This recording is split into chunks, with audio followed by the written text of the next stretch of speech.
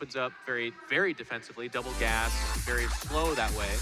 Game number 2, State's the guy that only takes 1 gas, and as we could tell, was really always going to do a 4-gate 2-base timing attack, whereas Jaedong opened up more defensively and passively, but because he had less access to Larva, it ended up being kind of his undoing. Game number 3, anything is possible. Anything is possible. Habitation, station, ladder addition. We got basically just a border of resources on this map. And of course, the very imposing, very much thought about gold bases that is definitely running through these players' minds right now. How fast are they going to take those? State is thinking, okay, is my opponent going to take it really fast?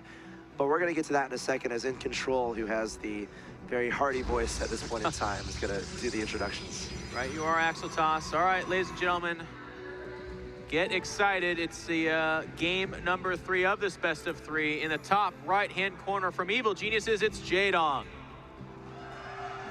That is not Jaedong. Shame on you, cameraman. Shame on you. There you go. There you go. All right. And his opponent showing some flashy micro and fantastic decision-making in game number 2. It is the blue Protoss State Prime.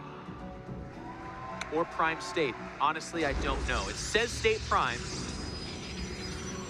I like both. And I know that it used to be like Marine King Prime. Maybe their clan tag goes at the end. I think it might. I think it's true. Maru Prime.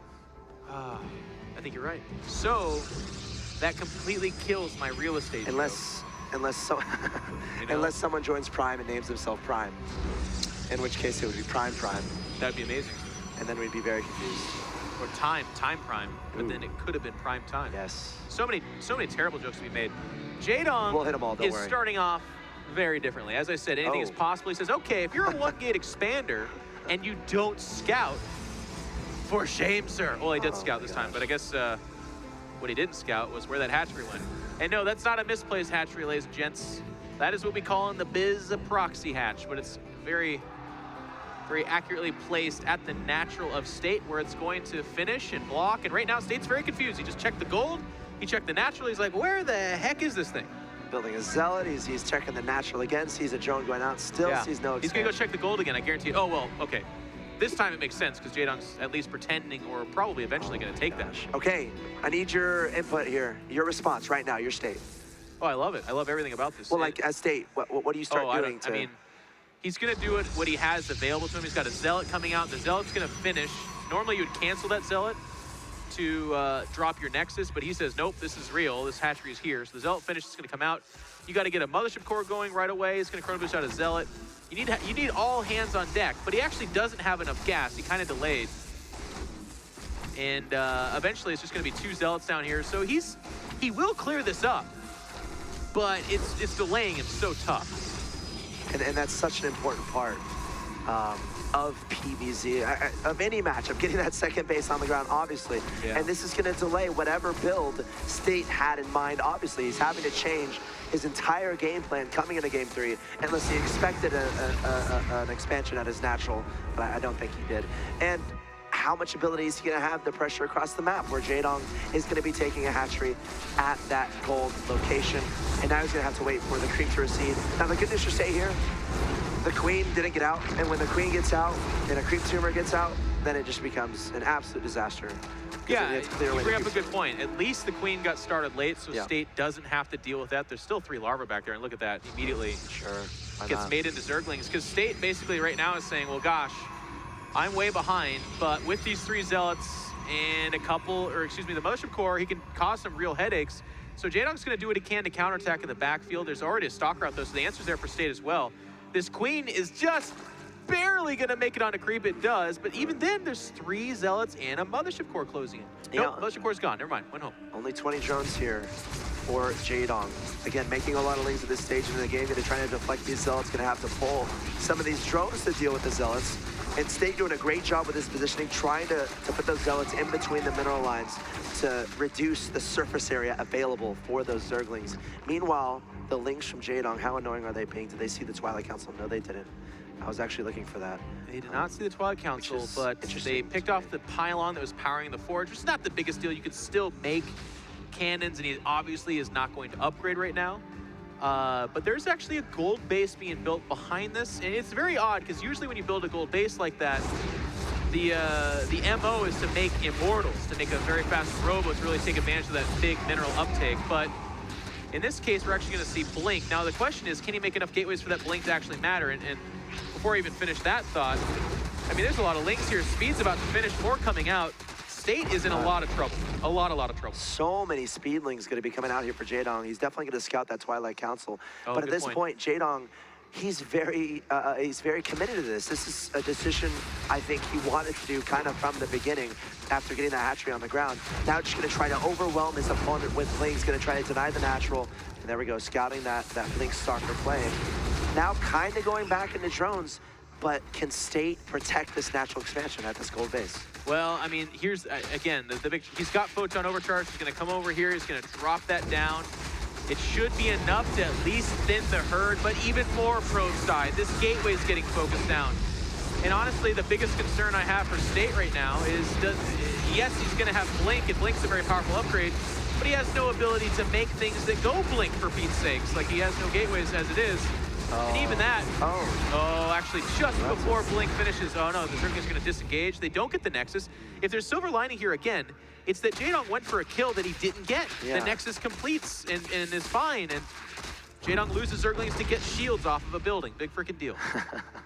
It's definitely a game that is completely not standard. So whatever what you have in your mind as standard, throw that out the window, because these guys are making gut reactions at this point. They're playing Starcraft at its kind of true form, where it's not as many mind games. You're kind of reacting directly to your opponent. We're seeing Jaedong going for that big Zergling counterattack. Thought about taking down that Nexus at the goal, but then was like, all right, I'll pull back. And at the same time, State going for this Blink Stalker play, which is, kind of interesting, not necessarily standard. Is he going to be aggressive with it now at this point? He has to. And I'll tell you, for a minute there, it was looking like Jaedong was just going to take a very clear, easy win. But as I see the game kind of developing and unfolding, I'm starting to get nervous for Jaedong. I see Blink Stalkers coming out. There's a couple of sentries here. Jaedong, because he put so much into that Speedling timing attack, does not have Speed Roaches. His lair's just now finishing, and Speed Roaches are one of your prime ways of answering against this kind of tech choice. Now, we do see the probe getting picked off in the background. That'll delay this, and that's annoying. State does want to have the ability to warp it on the low ground. Jaedong keeps poking back and forth, looking for the counterattack option, but there simply is none. As we have sentries at the top of each ramp, and all of a sudden, there's a high stalker count here. A lot of creep here for Jaedong. He's done a great job really expanding that out. Those stalkers should have blinked to the high ground, and this is how you abuse this gold expansion. Get those stalkers behind those gold minerals, and you can blink back. But Jaedong, predicting what's going to happen, actually going to loop down to the bottom with those roaches, has that creep to help him do this a little bit faster, taking down so many sentries, and now State is in a bit of an awkward position. These stalkers have nowhere to run. All the sentries are gone, but that's not going to stop him from continuing to try to reinforce. But Jaedong is looking in a good position to fend this off. Good doesn't describe it. It's great. It's a great position. I really like State's choice at the first go, the low ground sentries to block off the high ground stalkers with force fields. But Jaedong sees colors and shapes and places us mere mortals just simply don't understand. He attacks the low ground, ignoring the higher DPS stalkers on the high ground for the most part. He didn't divide his army to go up there, but it was only after the sentries had died. Very nice choice there. And now Jaedong is bludgeoning State. It's not a question of finesse or micro or tech pass, the weird artsy stuff we talked about game number one. It's just, I have hammer, you has head, here I come. Very well said. And Jaedong didn't have roach speed during that. I think a big part of that was being able to actually get to this low ground and take State off guard by extending that creep as far as you can. So you players at home, if there's a habit, you Zerg players, if there's a habit you want to acquire, extend that creep, get it going everywhere. It provides you that vision, and you can take your opponent off guard, just like Jaedong did in this game. Yeah. Creep spread, of course, been super important for Zerg playing StarCraft 2 since the very beginning, and Jaedong no stranger to that. We have the awkward dance back and forth. I mean, looking at our options for State, this is pretty much it. That gold base is on a bit of an island. Taking the natural will take a larger army. He's not even mining the gas there. Really, the strength to his name are Blink Stalkers, and against low-tech units, Blink Stalkers can be enough. You can finesse a win out through them. That being said, though, losing the way he did, not being able to slow down Jaedong the way he hasn't, means that we're starting to have Hydras coming out. And Blink is still okay against Hydras, but ideally you'd have Colossus. Hydras have that high DPS and that range to a certain extent to cancel out the advantage of having Blink Stalkers. And it's too late for State to make any sort of decision to go into additional tech, so he's kind of restricted to the Blink Stalkers and the Zelts, and of course the Mothership core overhead.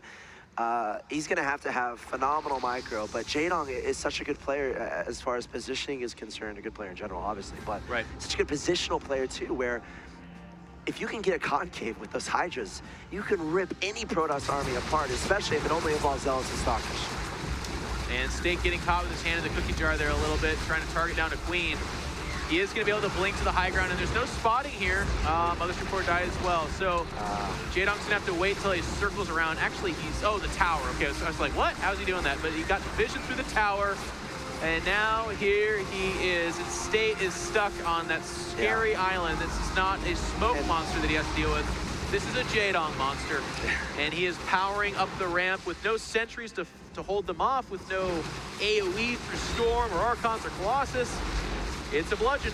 And he's having to be defensive without really teching. He's only on 2 bases, so this is looking really good for Jaedong. Jaedong going for the hatchery at his opponent's natural expansion in the beginning, following it up with a lot of aggression, pouring units at State, and then of course dealing with the Blink Stalker aggression tactics. There's nothing to defend this gold base from imminent destruction, and there's the GG from State. Jaedong takes the 2-1 victory over State Prime.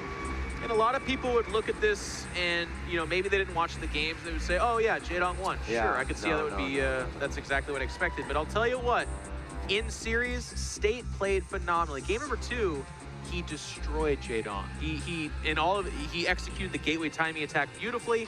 He followed up with the Immortals and crushed him. It was very well done. Game number 1, State really had his time where I feel like there was a couple of decisions away, a couple of maybe not attack. I was about to say more decisive attacks, but actually no. Maybe a